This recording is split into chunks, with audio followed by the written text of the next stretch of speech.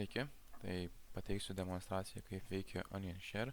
Tai visų pirma, jisai naudoja open source Tor tinklą.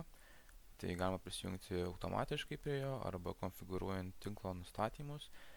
Tai galima prisijungti jau į integruotą versiją. Taip pat galima konfigūruojant naudojant Tor naršyklę, prisijungti naudojant valdymo prievadą ar socket failą. Taip pat galima naudoti Tor tiltą, kuris padeda srautui patekti į Tor tinklą, jei Tor prieiga yra užblokuota. Bet šiuo atveju aš tiesiog prisijungsiu automatiškai prie Tor tinklo.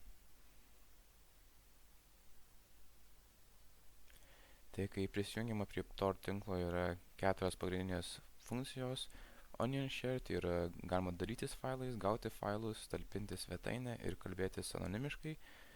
Failų dalinimasis ir svetainės talpinimas veikia taip pačiai.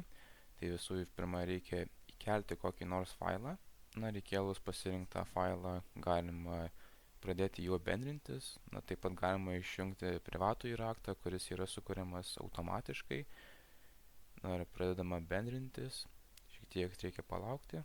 Ir pavykus bendrinimuisi yra sukuriamas unikalus Onion adresas ir taip pat privatus raktas, kurie yra abudu reikalingi, norint pasiekti ir atsisiųsti bendrinamus failus. Pati nuoroda yra aktyvi tol, kol pats siuntėjas nepaspaudžia nustoti bendrinti. Failų gavimas veikia šiek tiek kitaip, tai tiesiog reikia pasirinkti vietą, į kurią failai būtų siunčiami. Ir taip pat galima pasirinkti papildomus nustatymus, bet šiuo atveju aš nieko nežymėsiu.